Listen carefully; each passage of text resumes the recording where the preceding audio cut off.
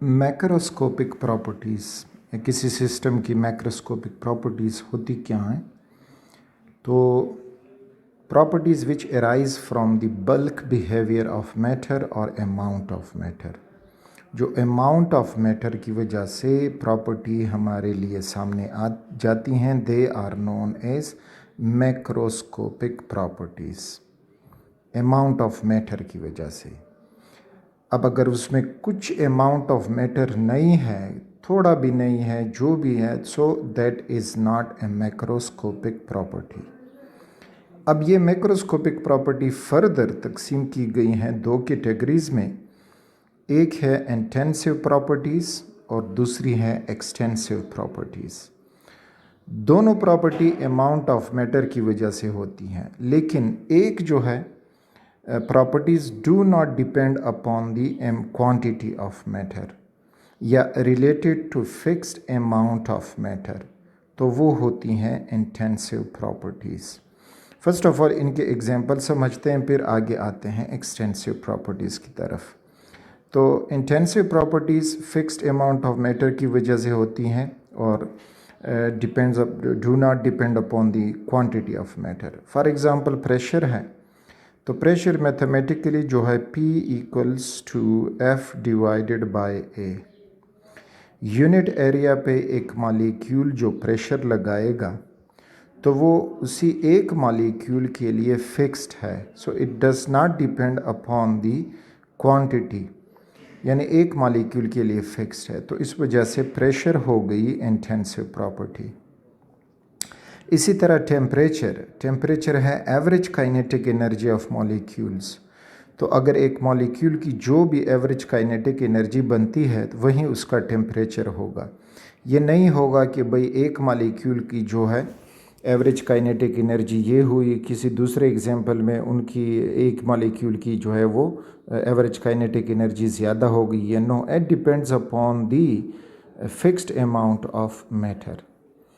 इसी तरह से density is equal to mass per unit volume. हम एक फिक्स्ड वॉल्यूम रख लेते हैं और उसमें एक मैटर की अमाउंट डालते हैं, तो उस अमाउंट का जितना मास बन जाएगा उस फिक्स्ड वॉल्यूम में, that is known as density. अब फॉर एग्ज़ाम्पल पानी है, तो पानी अगर आप ये वॉल्यूम लेते हैं लीटर, ये वॉल्यूम लेते हैं मिलीलीटर या कोई और वॉल्यूम, आपको पानी की डेंसिटी वही मिलेगी, चाहे उसमें पानी ज़्यादा डालोगे कम डालोगे, क्वांटिटी ऑफ मैटर पे वो डिपेंड नहीं करेगा, पानी की डेंसिटी वही रहेगी। इसी तरह से स्पेसिफिक हीट, तो स्पेसिफिक हीट जो है amount of heat required to raise the temperature of 1 gram of a substance, या मोलर हीट कैपेसिटी तो 1 मोल ऑफ ए सब्सटेंस, तो ये बन जाता है specific heat। it does not depend upon the quantity of matter। इसी तरह से सरफेस टेंशन है, तो सरफेस टेंशन में ये मॉलिक्यूल्स हैं और इनके दरमियान जो अट्रैक्टिव फोर्सेस हैं, तो उनकी वजह से सरफेस टेंशन क्रिएट होता है। अब ये नहीं होगा कि एक कंटेनर में लिक्विड ज़्यादा है, दूसरे कंटेनर में वही लिक्विड कम है, तो दोनों के सरफेस टेंशन में फ़र्क होगा, नहीं, they will have the same surface tension, क्योंकि उन मॉलिक्यूल का नेचर एक जैसा है, एक ही लिक्विड के मॉलिक्यूल्स हैं। इसी तरह से रिफ्रैक्टिव इंडेक्स अगर आप देखोगे, तो चाहे फॉर एग्ज़ाम्पल ये मीडियम ए है और ये मीडियम बी हुआ, एक और एग्जांपल में हम ये करते हैं कि मीडियम ए के अमाउंट बढ़ाते हैं या कम कर देते हैं, मीडियम बी का अमाउंट बढ़ाते हैं या कम करते हैं। तो अब यहाँ पे जो इंसिडेंट लाइट है और ये रिफ्लेक्टेड लाइट है, तो दोनों का जो एंगल होगा या रिफ्रैक्टिव इंडेक्स जो बनेगा वो सेम बनेगा। ऐसा नहीं होगा कि एक में कम होगा दूसरे में ज़्यादा होगा, तो इस वजह से this is known as refractive index. Viscosity की बात करते हैं, तो विस्कोसिटी भी अमाउंट ऑफ लिक्विड पे डिपेंड नहीं करता, अमाउंट ऑफ मैटर पे डिपेंड नहीं करेगा। जो विस्कोसिटी लिक्विड की जिस मकदार में होगी वही विस्कोसिटी किसी और मकदार में भी होगी, तो अमाउंट के साथ उसमें डिक्रीज़ या इंक्रीज़ नहीं आएगा। Similarly melting point, boiling point, तो अगर हम मेल्टिंग पॉइंट वाटर का देखें तो अगर आप 1 ग्राम पानी लोगे तो उसका मेल्टिंग पॉइंट भी वहीं 0 डिग्री सेल्सियस होगा, और चाहे 10 ग्राम पानी लोगे तो उसका भी मेल्टिंग पॉइंट वहीं 10 डिग्री सेल्सियस, सपोज़ करें 10 ग्राम लिया है तो उसका भी वहीं 0 डिग्री सेल्सियस मेल्टिंग पॉइंट होगा, उसमें कोई फ़र्क नहीं आएगा। सिमिलरली कंसंट्रेशन है तो कंसंट्रेशन भी अमाउंट ऑफ मैटर पे डिपेंड नहीं करता, क्योंकि कंसंट्रेशन के मुख्तलिफ यूनिट्स होते हैं।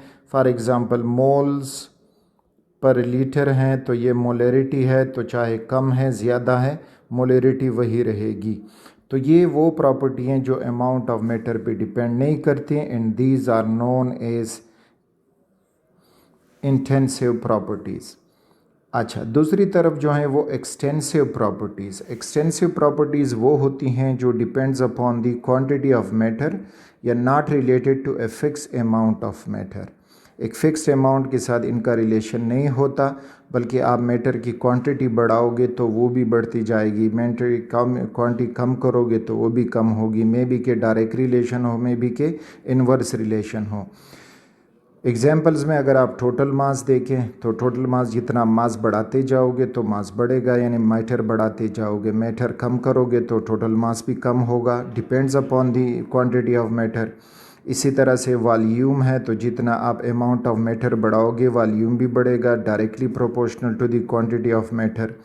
इसी तरह इंटरनल एनर्जी भी डिपेंड करता है अमाउंट ऑफ मैटर पे। अमाउंट ऑफ मैटर कम है एक गिवन टेम्परेचर पे तो उसकी इंटरनल एनर्जी कम होगी, अमाउंट ऑफ मैटर आपने बढ़ा दिया उसी टेम्परेचर पे तो इंटरनल एनर्जी भी बढ़ जाएगी। इसी तरह से इंथैल्पी है, इंथैल्पी भी अमाउंट ऑफ मैटर पे डिपेंड करता है, ठीक। एंट्रोपी है तो ये भी अमाउंट ऑफ मैटर पे डिपेंड करता है।